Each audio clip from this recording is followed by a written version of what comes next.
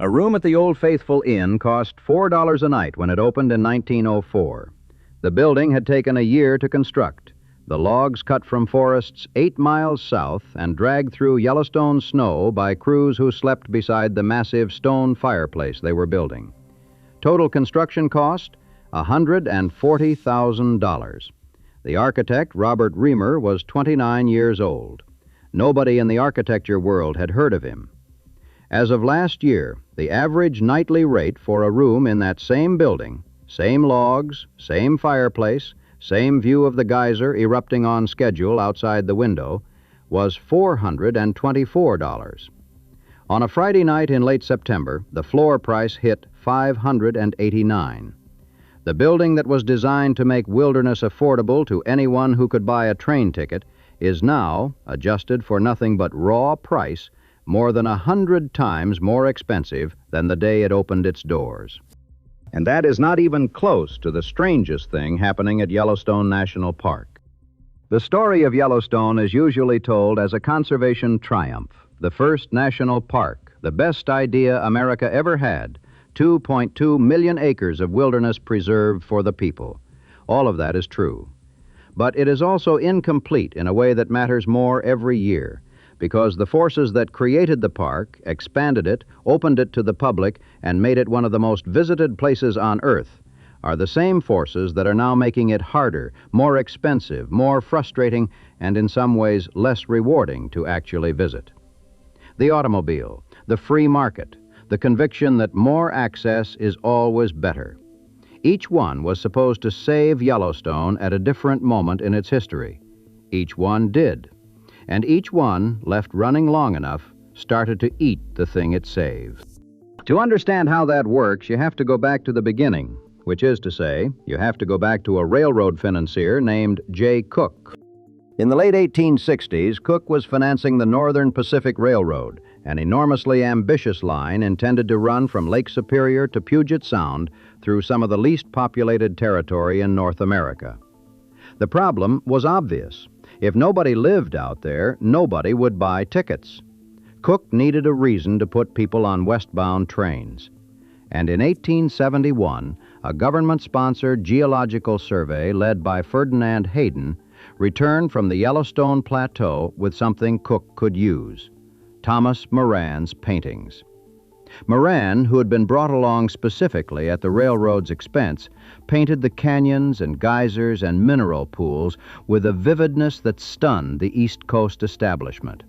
His masterpiece, The Grand Canyon of the Yellowstone, sold for $10,000 and eventually hung in the United States Capitol. More importantly, the paintings caught the attention of Congress. On March 1, 1872, President Ulysses Grant signed the Yellowstone National Park Protection Act, setting aside 2.2 million acres as a public park. The world's first national park was, at its origin, a business proposition. J. Cooke wanted passengers. For the first decade, the bet didn't pay. Only about 1,000 people a year visited, because Yellowstone was almost impossibly remote. There were no proper roads, no decent lodging, no easy way to get from the nearest rail stop into the park itself. The law that created the park contained strict prohibitions on private development, but almost no administrative mechanism to enforce them. The first superintendent, Nathaniel Langford, one of the most outspoken proponents of the national park idea, was given no budget, no staff, and no salary. Poorly supervised concessionaires paid the park a fee and ran whatever they pleased. The place was, by all accounts, a magnificent shambles. Geysers surrounded by garbage, poachers killing bison for hides, visitors chipping souvenirs off rock formations. By 1886, things were so bad that the United States Army was called in to manage the park. Soldiers would patrol Yellowstone for the next 32 years until the newly created National Park Service finally took over in 1918. The fact that America's first experiment in public wilderness required a military occupation to prevent its own visitors from destroying it is one of those details that sounds like satire, but is just history. Then the Northern Pacific Railroad arrived at Livingston, Montana in 1882 and soon extended a spur line to Gardner, right at the park's northern edge. Suddenly, Yellowstone was reachable. The railroad poured money into the park's tourism infrastructure because every visitor who slept in a park hotel had first bought a train ticket. A small hotel called the Upper Geyser Basin Hotel went up near Old Faithful in 1885. It burned to the ground on November 17, 1894. The federal government told the railroad to replace it with something better. That's when Harry W. Child enters the story. Child was a hotel operator, blunt and decisive, who ran the Yellowstone Park Company. He met Robert Reamer in January 1903 at San Diego's Hotel del Coronado, where the young architect was doing design work. Child saw talent and saw willingness. Reamer agreed on the spot to relocate to Wyoming.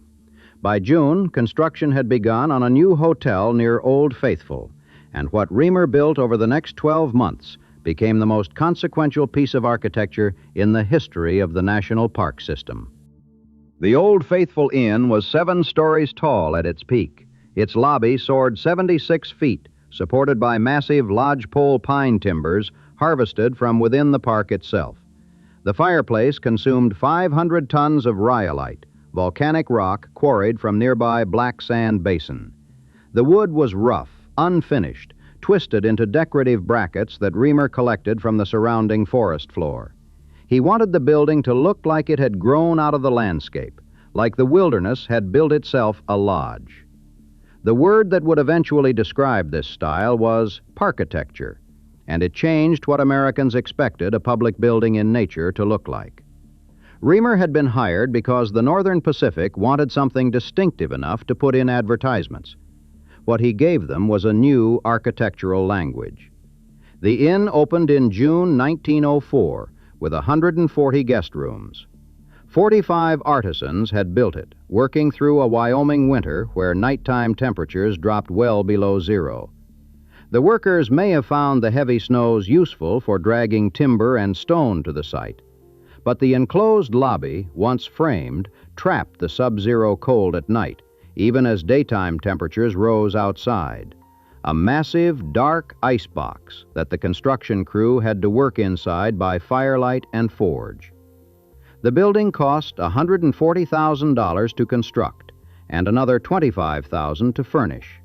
It would grow over the decades, an east wing added in 1913, a west wing in 1927, stretching the whole structure to nearly 700 feet long.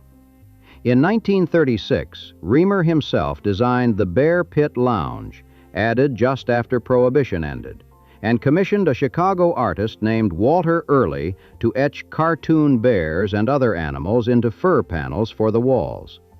But the original structure, what everyone calls the old house, remains the heart of it.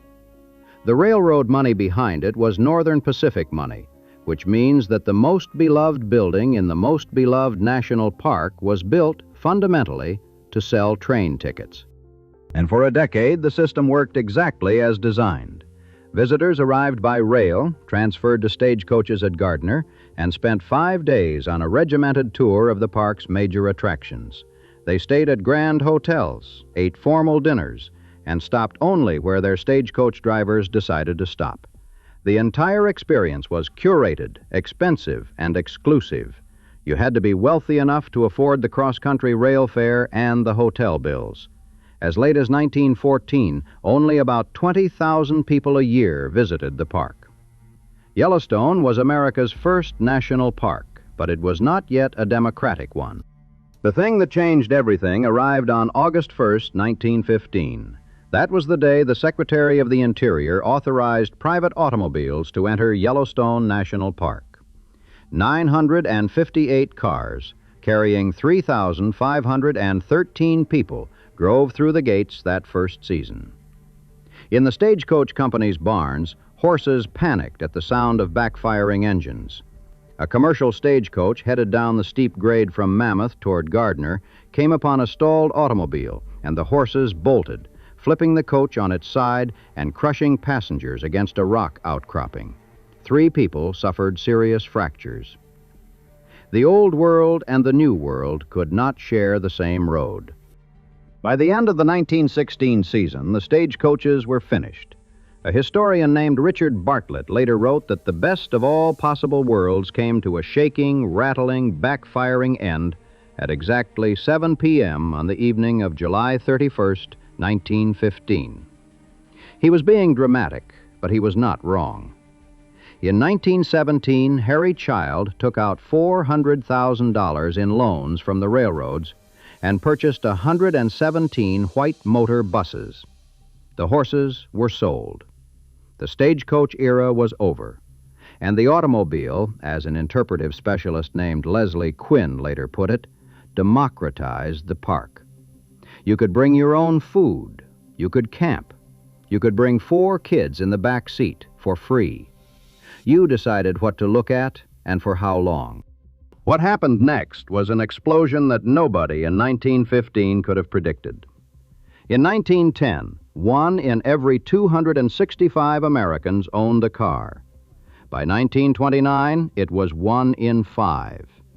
The 2 most popular forms of outdoor recreation in the 1920s were motor touring and what people called auto camping. Half the vehicles on the road in that decade were used for camping trips. Henry Ford and tire magnate Harvey Firestone went on highly publicized auto camping trips. A network of named highways, the Yellowstone Trail, the Yellowstone Highway, the National Park-to-Park Highway, sprang up, built by local booster groups specifically to funnel automobile tourists into and through the parks. Visitation, which had been climbing slowly under the stagecoach regime, went vertical. By 1920, more than half of all visitors arrived in their own cars. By 1925, an NPS annual report noted, traffic congestion was already becoming a problem on park roads. That line is worth pausing on. Traffic congestion, 1925. This is not a new problem.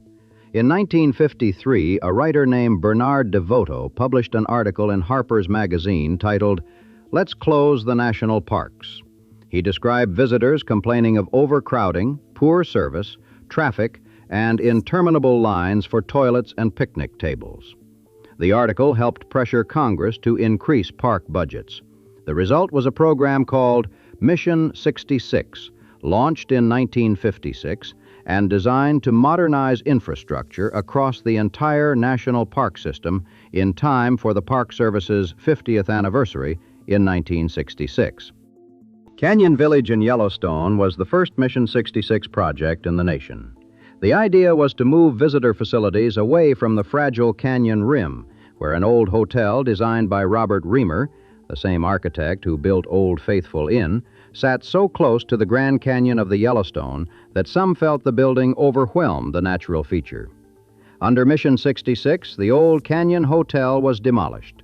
A new village was built 2 miles away, designed by the world-renowned architecture firm Welton Beckett and Associates in a modernist style.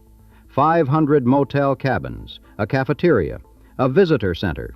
That term itself was a Mission 66 invention, borrowed from the language of 1950 shopping centers, because park officials worried that calling them museums would scare off tourists. The design documents were completed in June 1956. Groundbreaking was June 24th. Dedication was August 31st, 1957. The whole thing went up in about 14 months, minus the winter when the construction season shuts down entirely.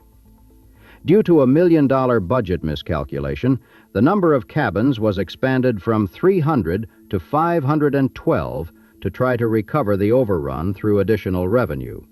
A building mistake papered over with more rooms. It would not be the last time Yellowstone tried to solve a problem by adding capacity. Mission 66 also nearly destroyed the Old Faithful Inn. A plan called Fire Hole Village, originally codenamed Wonderland, proposed demolishing the inn, along with Old Faithful Lodge and other structures in the geyser basin, restoring the area to a natural state, and relocating all visitor services to the lower geyser basin. First proposed in 1955, The plan was debated for 9 years before being abandoned in 1964. The building that had invented parkitecture was almost torn down in the name of progress. But it survived, and it was still standing on the afternoon of September 7th, 1988, when the North Fork fire came over the ridge. The fires of 1988 are one of those events that people in the northern Rockies talk about the way people on the East Coast talk about 9/11. Where were you? What did the sky look like? How long before you could breathe normally again? By the time the first snow extinguished the last flames in November, 793,000 acres had burned, 36% of the park. 250 separate fires, more than 9,000 firefighters at peak deployment, over $120 million spent on suppression. 19 buildings were destroyed in the Old Faithful area alone. The inn itself survived, protected by sprinkler systems and foam sprayed on its exterior walls as the fire roared past. The aftermath is where the story gets interesting. The summer of 1988 saw visitation drop to about 2.3 million, down from 2.5 million the year before. A surprisingly modest decline given that the entire park was closed to non-emergency personnel on September 8th, the first time that had ever happened. And then, in 1989, a record 2.7 million people came to Yellowstone. They came specifically to see what the fire had done. Curiosity, it turned out, was a more powerful draw than pristine scenery. The lesson was not lost on anyone. Yellowstone was not just a landscape, it was a story. And stories get more compelling, not less, when something dramatic happens. That dynamic, crisis as marketing, adversity as attraction, has shaped the park's trajectory ever since. What followed the fires was 3 decades of relentless acceleration. Visitation hovered around 3 million through the 1990s and early 2000s. The reintroduction of gray wolves in 1995, controversial at the time, bitterly opposed by ranchers, created an entirely new category of Yellowstone tourist, the wildlife watcher.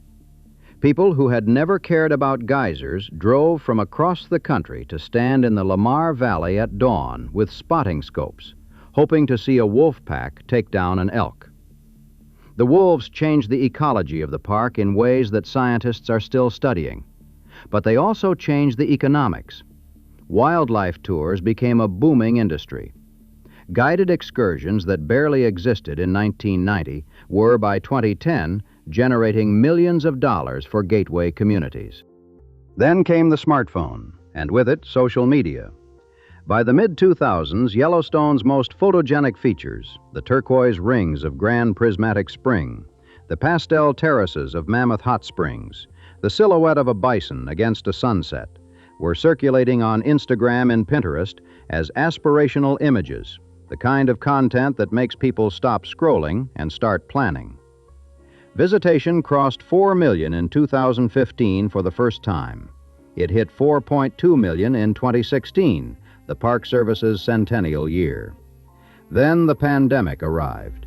In 2020, the park closed from March to mid-May, and visitation dropped to about 2.8 million. But when the gates reopened, something strange happened. Americans, barred from international travel and desperate for open space, flooded into the national parks at rates no one had anticipated. In 2021, Yellowstone set its all-time visitation record, 4.86 million people. July 2021 was the first month in the park's history to exceed 1 million visitors. Every parking lot was overrun. Every trailhead was packed. Bison jams, the traffic standstills caused by herds of bison wandering across the road, stretched for miles and could last an hour. And it helps explain why, despite everything that has gone wrong since, nearly 5 million people still show up annually. But here is where the economics get brutal. In 2013, Xanterra Parks and Resorts, a subsidiary of the Anschutz Corporation, won a 20-year contract to operate Yellowstone's 9 lodging facilities, food service, retail, and tours. The contract length was double the standard because the deal required Xanterra to invest nearly $135 million in facilities upgrades. The canyon area in particular needed massive renovation. Those Mission 66 cabins, now over half a century old, were in sorry condition. The contract also required Xanterra to build employee housing at Lake and Old Faithful. In exchange, the National Park Service gave Xanterra something remarkable: pricing flexibility. For roughly half of the park's 2,300 rooms, rates would still be set through a comparability process. The NPS would look at what similar rooms cost in gateway towns like Jackson, Gardner, and Cody and tell Xanterra what to charge.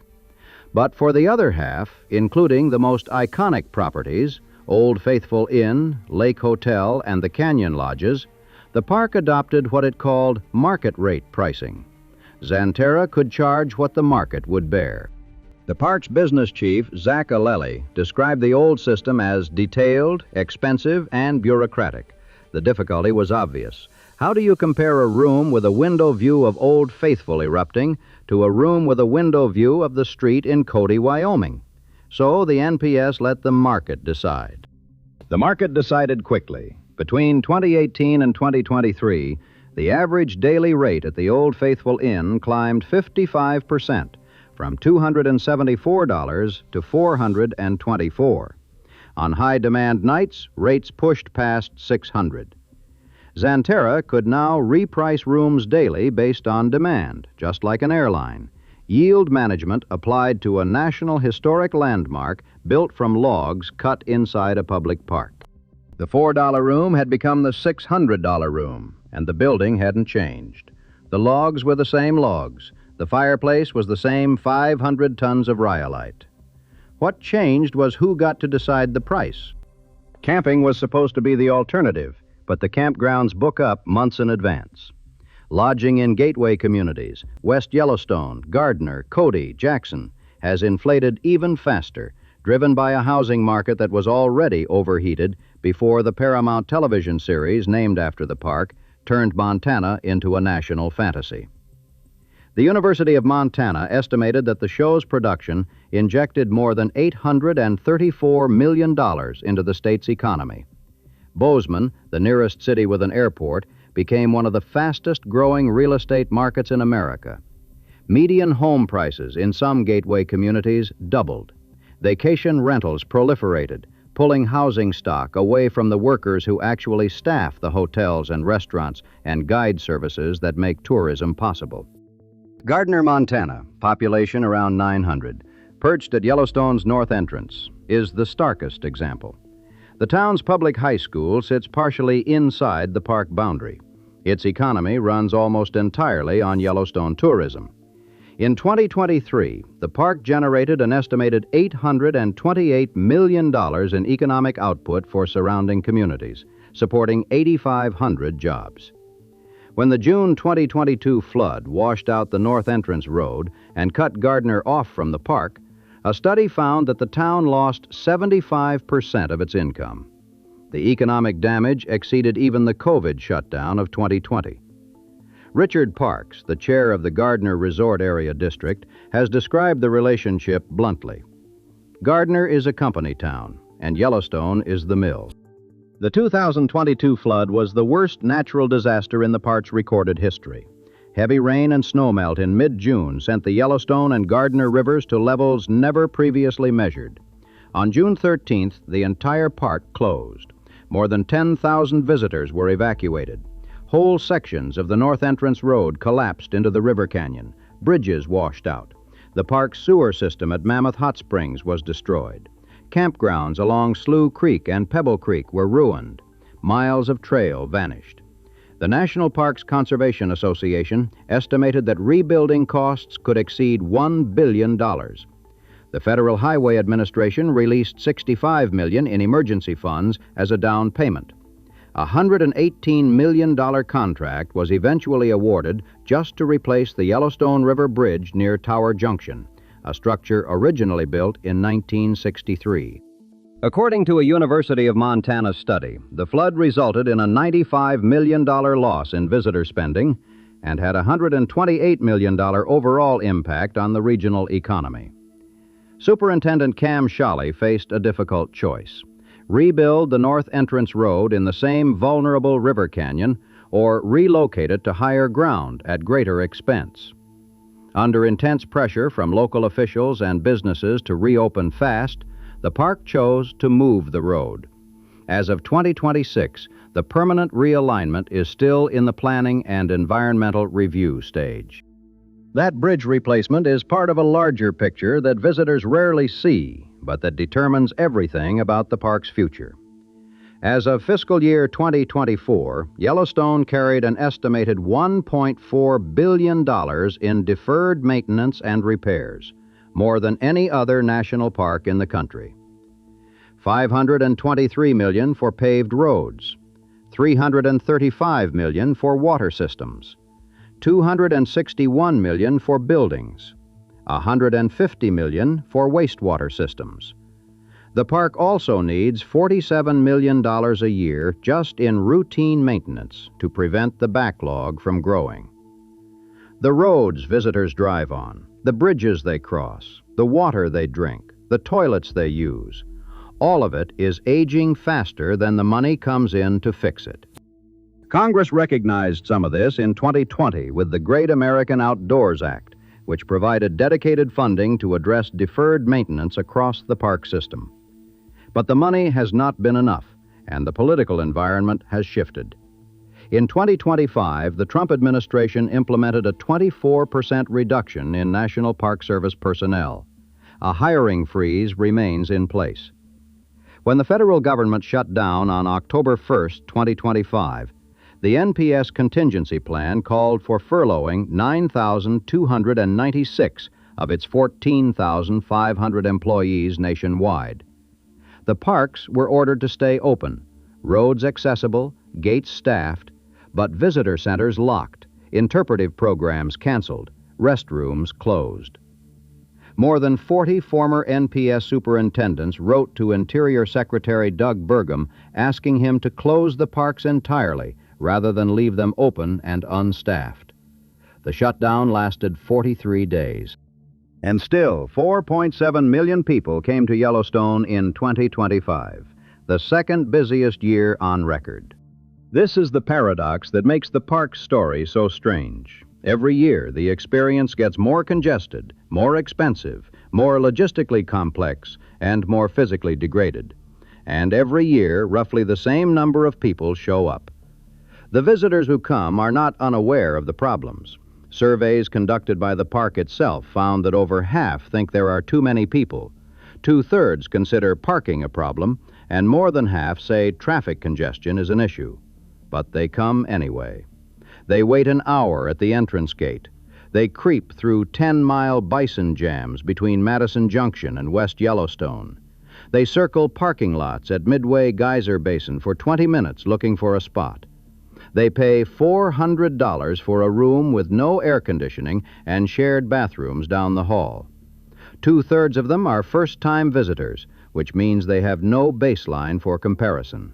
They assume this is what Yellowstone has always been like. Some of them behave in ways that would have gotten them arrested during the Army era. An Instagram account called Tourons of Yellowstone, Turon being a portmanteau of tourist and moron, has amassed a following by documenting the most egregious examples. Visitors dipping fingers into superheated springs, approaching grizzly bears for selfies, wading into thermal features, trying to pet bison.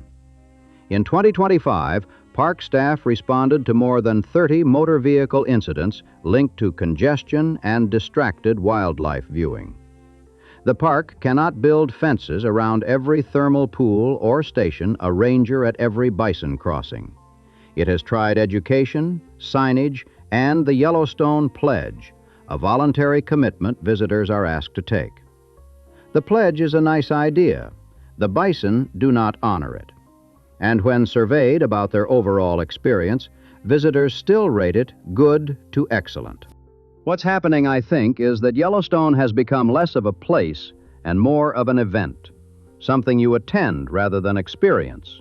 You go to say you went. You go because the Instagram photos look spectacular.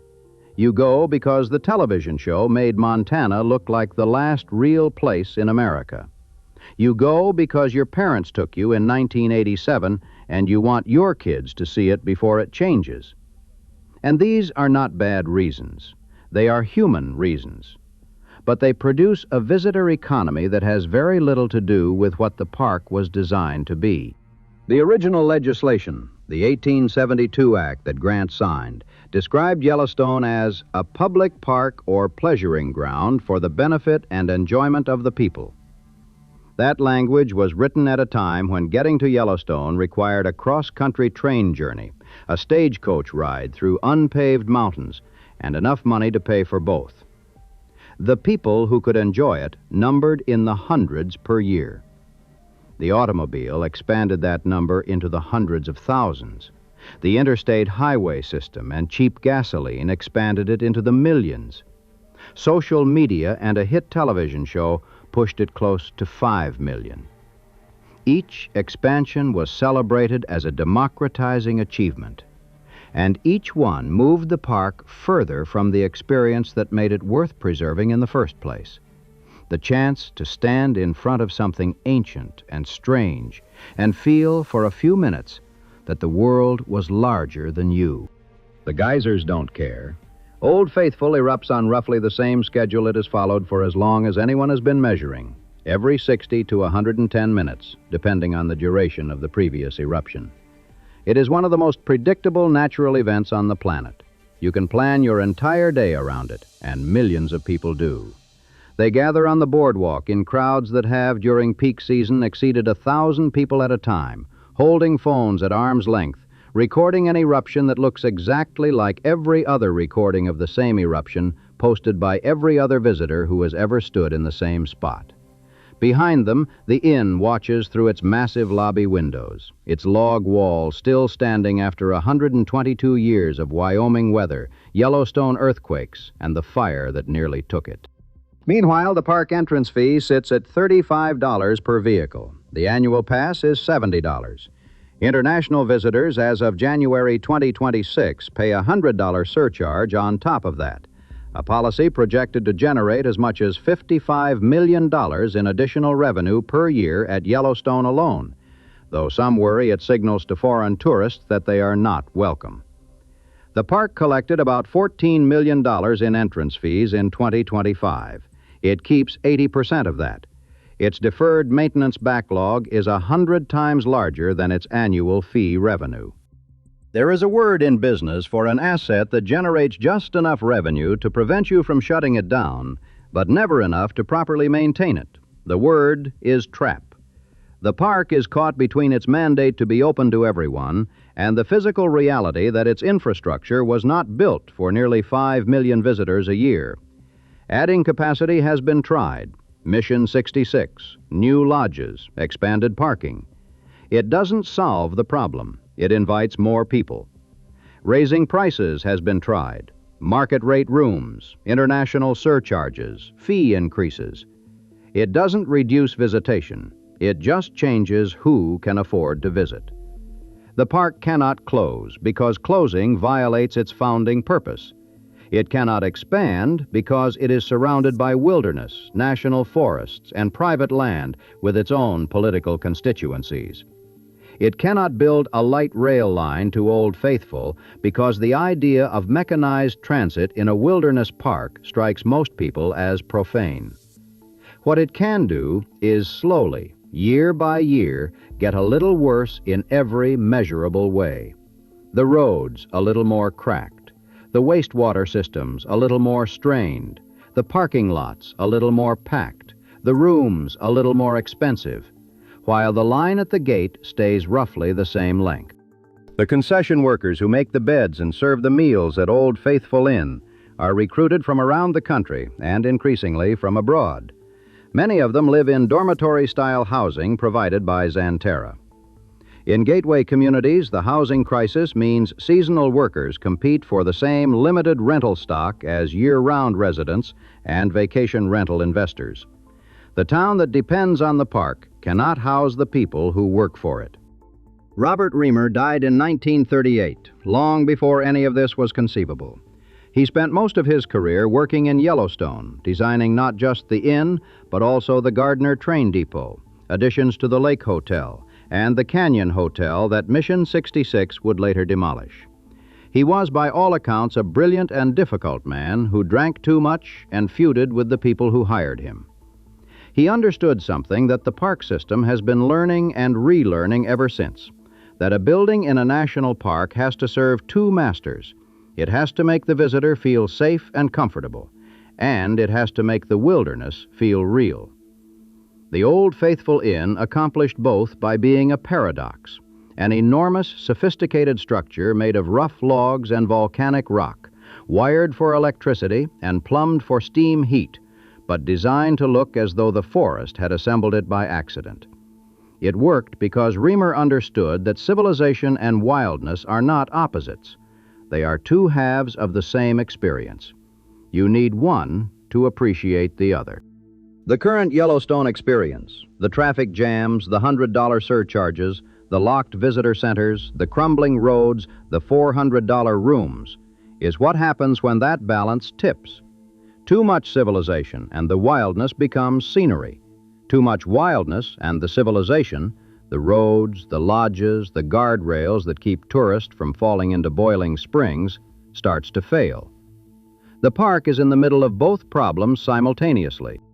In 2022, the year of the flood, the year the North Entrance Road fell into the river, the year Gardner lost 3/4 of its income, the year construction crews made temporary repairs to an old dirt track called the Old Gardner Road, originally built in 1879, the original entrance to the park, replaced in 1884 and forgotten for over a century. Yellowstone still attracted 3.2 million visitors. They came through the south and west and east entrances. They came because the park was still open, or at least most of it was. They waited in longer lines. They drove farther around. They paid more for gas and lodging in towns that were themselves in crisis. And many of them, when surveyed, said it was one of the best experiences of their lives. Nobody wants to visit Yellowstone anymore. That is, of course, ridiculous.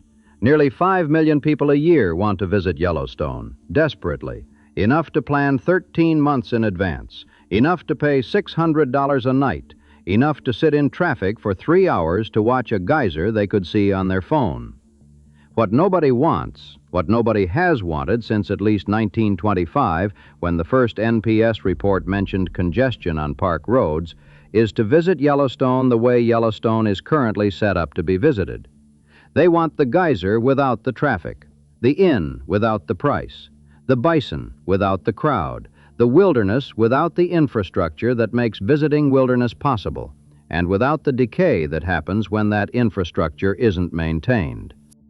Yellowstone's budget for 2025 collected about $14 million at its entrance gates. Its deferred maintenance needs 100 times that. The Old Faithful Inn still stands, logs darkened now to the color of old bourbon, its lobby still soaring 76 feet above the stone floor, its fireplace still radiating the stored heat of rhyolite formed by volcanic eruptions that happened long before anyone thought to put a price on them. Outside, the geyser erupts. 1,000 phones recorded. The crowd disperses. The next crowd gathers. The parking lot is full.